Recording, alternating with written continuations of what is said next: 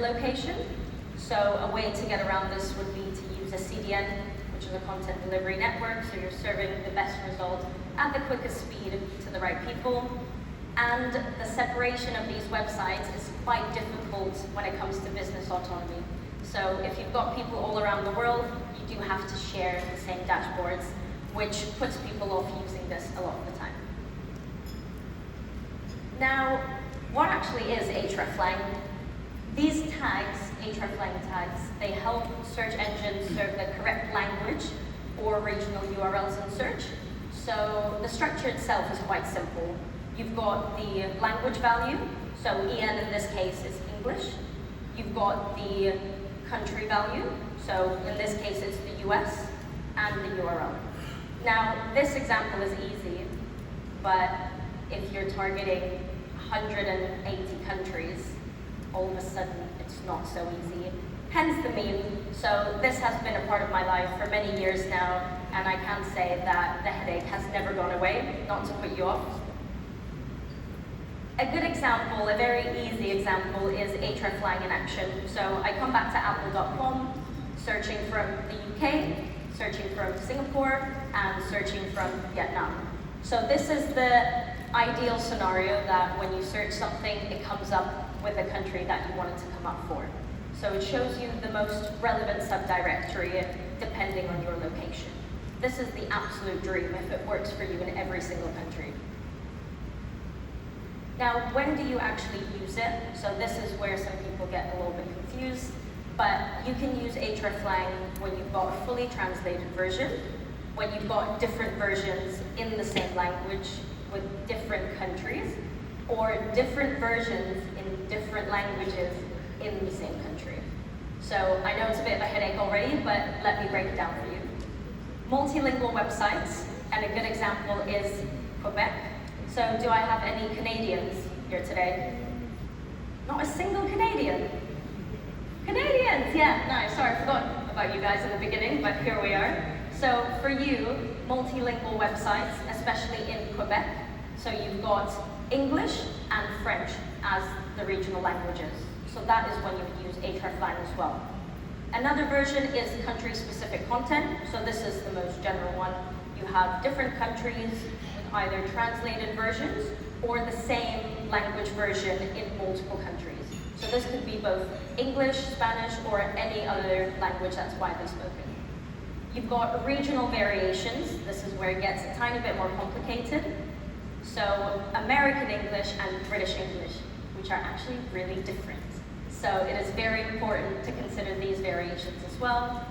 And last but not least, you've got user-generated content language options, and a really good example of this is Reddit. Now, got a little quiz for you guys, and I'd love for you to get really involved in this. So this is an example of a regional variation in language usage. This is a screenshot from one of my clients. This is one of their pages. They would like to target the United Kingdom and the United States using hreflang. So you can see the implementation, very simple, just two countries on the side. Can anybody see what would change, or one of the elements that would change if you want to target the United Kingdom? I'll give you a little clue, it's the smaller text. If someone can put their hand up or shout it out, I don't care. Again, louder? Yes, customize, that's absolutely right. That will change into an S, and believe it or not changing that to its regional variation can have an impact on the result rendering in search.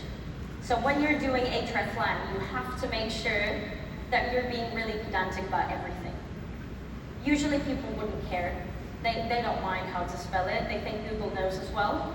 But with the recent updates, Google will take this and think, okay, well, if they're targeting the UK, why are they writing in American English? So that is just one caveat of many of hreflang. Now we've got multilingual websites. So this is an example of the lovely university that I went to. They've got the same version of a web page, very similar, but translated into English and French. And this example is actually McGill University, based in Quebec. Hence, they have to have this in English and French. And this is really good hreflang usage. You've got country-specific content. I'm really promoting Apple this time around, but you've got Canadian, Australian, and French, and they've got hundreds of other versions as well. But I was searching in the UK, but if you can see, it says, would you like to switch to the United Kingdom? I was using a VPN. They found out, they said, well, you're in the UK, so why don't we switch you to the UK? So this is really, really handy, especially for e-commerce, when you can show the product that's actually available in that given country. Now there are 3 ways to implement hreflang. All of them are really complicated, I'm not gonna lie, but they are different. Some of them are marginally easier than others, so let's look into it a little bit more. The first version is an HTML tag. So, seems simple, you add it in the head tag of your web page. It is a little bit time consuming, and it can get a little bit messy, but it is good for smaller websites. So, we personally use this with our clients, ones that don't target so many countries, because it is quite easy to change. Then we've got HTTP headers, so that's for non-HTML pages. If you have lots of PDFs, it gives you the relative language of the document variants. Very handy. Like I said, it's good for non-HTML content, but it's really inconsistent, it's not flexible, and it does require a lot of server-side configuration, so it's not my preferred one.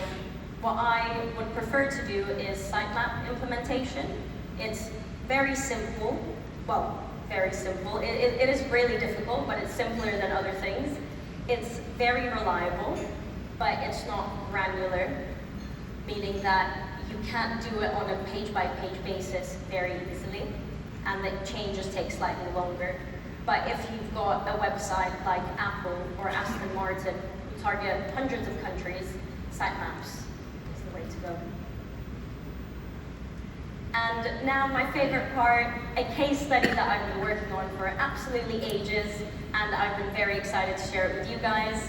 So this is one of my wonderful clients and how we grew their international traffic by quite a lot. So let's see.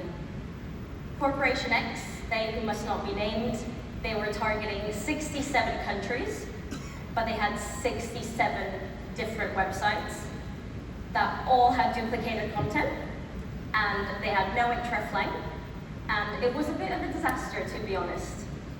They had absolutely nothing. They had no visibility for an enterprise level client, and they were probably making around £500,000 a year, targeting 67 countries.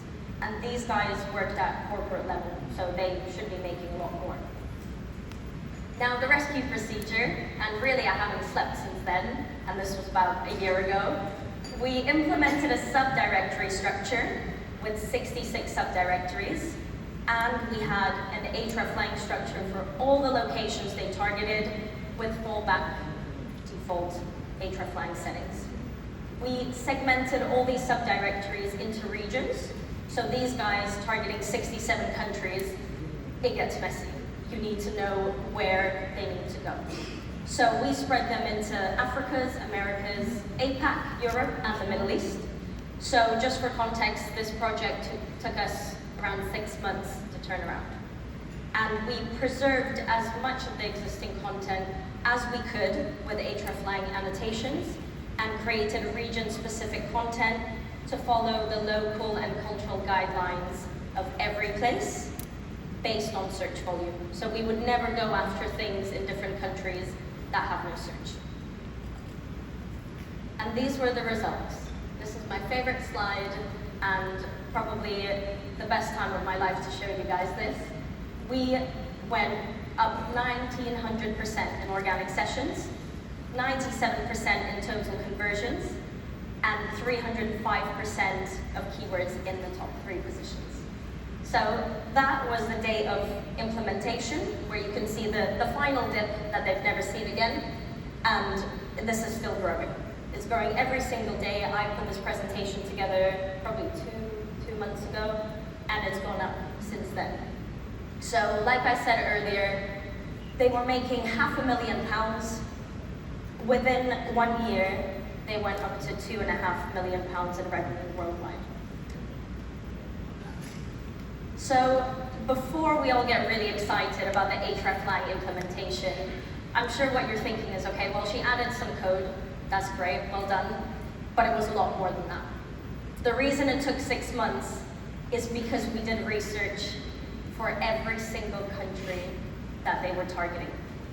And it wasn't coding research, it was research about people, which is what everyone forgets when they're doing SEO, is that we're actually trying to get people to use the website. It's not all about Google, and a lot of the time, I will burst the bubble, is that you can have a Hreflang implementation that's absolutely perfect, but it's still showing you the wrong results, which I will show you in a few minutes. So there's a different country, there's a different culture, and a different preference. Going back to my case studies, so I actually want to hear your opinions on it, the guys that are here from all of these countries. My first example is Germany versus USA. So the main difference between these guys was their focus on GDPR and their privacy. A big thing that we found is language delivery, so how efficient you are with telling people what you're trying to sell them. Their attention to privacy. So Americans, not generalizing, but a lot of the time, the reviews are mixed on how important privacy is to you, as well as the legal complexity. So when we targeted the German market, we had to make sure that our privacy policy was absolutely everywhere. It was very easy to see.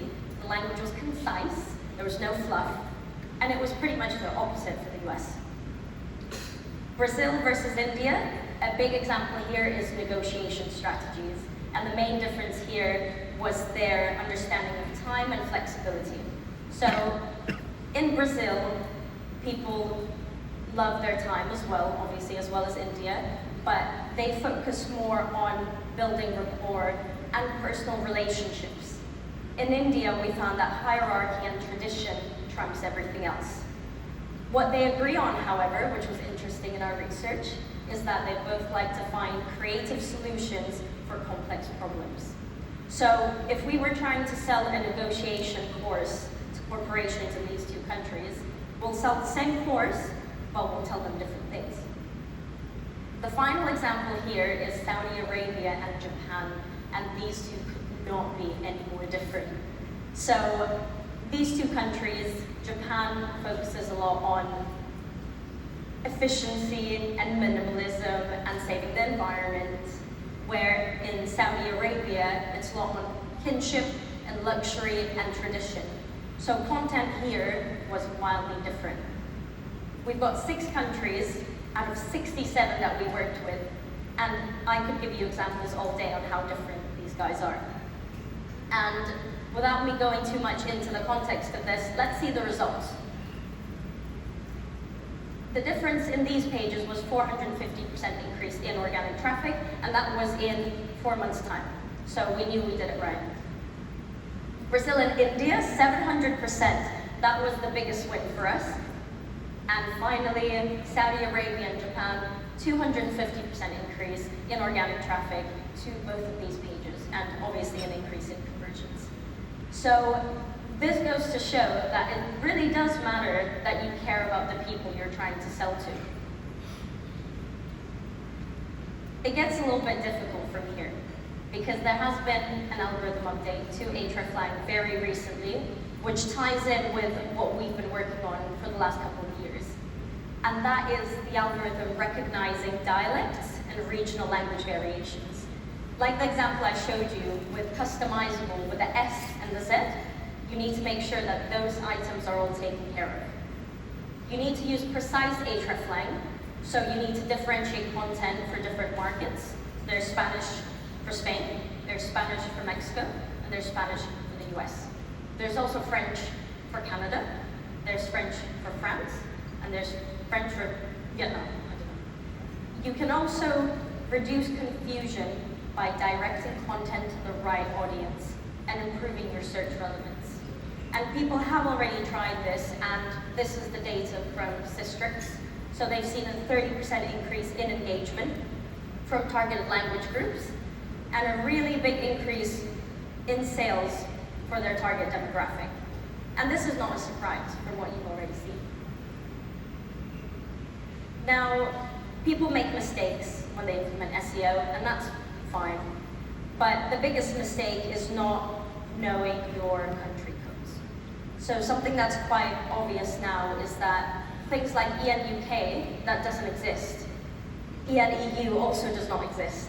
So if you add that, that will not work for you. It's ENGB. And this is quite easily checked, so all of this data is available on Wikipedia and other platforms. You can find every language that you can use, and you can find every country value that you can use as well. The next mistake is implementing hreflang once and never looking at it again. That is a big one that I've seen across multiple international websites. You have to keep up with your hreflang. You add a new page, you need to change things. That is why it's in red, it's very important. You have to have hreflang only on the pages that you want indexed. A page that has hreflang and is not indexed means nothing. When you implement hreflang on a tag that points to a different version that already has hreflang, that will result in an error. And you don't have to worry about this because there are so many tools out there where you can check your hreflang. So don't be afraid of it, don't implement it and think, okay, I'll just leave it and see what happens. Just check. It's not as scary as you think. The next thing is not setting an X default. I know there probably will be some skepticism around this. I am a big believer in X defaults because if there's no version that you can serve to people, then what are you going to show them? And I will show you in an example in a few minutes, someone that I've been training for months now, is if you show a Brazilian result to someone in the UK, it's wrong. What do we have in common if we're buying a service or a product? The next mistake is no self-referencing hreflang annotations. If you don't have this, you've done it wrong, and your hreflang might not work. And another massive mistake, but I'm sure a lot of people do it, is copying similar content and translating it site-wide. And the biggest mistake is if you use Google Translate plugin to do that. Now, what are the impacts of AI on international SEO? On the previous slide, I said that regional variation is very important. This gives us a lot of opportunity to learn and understand different countries and their nuances. So their dialects, their needs, and increase the personalization. And that's where hreflang is heading, and that's where the updates are heading as well. We can ease the localization process so that content doesn't just match the language, but it reflects people's culture and their preference. And there is potential, so this is being tested, but there is potential for AI to dynamically adjust your hreflang based on the user in real time to enhance your content delivery, which would be absolutely brilliant if it works, but when does AI ever work properly? Now, the opportunities and the challenges I think are similar because we all used to cut corners, I'm sure we all do. Quality and nuance and localization is so important now, and that will be a challenge for some. So you will need to learn to get around this stuff. Then topic-based intent and focused content optimization and dynamic and contextually relevant content. So lots of big words, but what that actually means is that irrelevant shit will not work anymore. So we need to change. And I have a really good example here. As any great SEO will do, I checked the websites of quite an important organization, and I shamed them on LinkedIn publicly. And that example is the Singapore Ministry of Foreign Affairs. I'm going to Singapore at the end of this month, so I do hope they still let me in, but let's have a look at this. The Singapore Ministry of Foreign Affairs had no hreflang implementation. It was wrong, and they had a 301 redirect based on IP with manual IP input that pointed to the wrong continent. So I gave you an example. I was searching for visa services, and I got results in Brazil and in Jakarta. So the UK is quite far from both of those places. So that's how you know your hreflang is wrong, okay? And a really easy way to check is Google it. Nobody talks about this enough, but just Google it and see if it's wrong. I saw this, and firstly, I couldn't get my visa properly, which was really annoying. And also, I thought it was just a bit embarrassing. So I emailed them, and I told them everything that was wrong. And within the week, their website went into maintenance mode, and they fixed the issues, which I'm very happy about, because I got my Singapore visa. But like I said, I do hope I still get to go, even when they see me shaming them in front of 500 people. Last but not least, I know that I've waffled a lot, and I've told you guys a lot of information, and I know you won't remember any of it, and that's fine. But I want you to think about the following 4 things. Make sure that you choose the right structure for you. So for me to sit here and tell you that what worked for me will work for you is never the case. You have to test all the time to see what is best for you. You focus on quality first and user-first content to target regions and languages. Check your hreflang, please, all the time. Check it, make sure it's working. And finally, the one single thing that I need you to remember from my talk today is don't forget culture and people's preferences. We work with people at the end of the day, so do your research, okay? The world is big and people are different.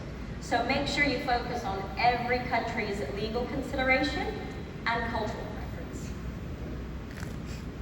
And last but not least, you guys have been absolutely amazing. Thank you so much for taking part.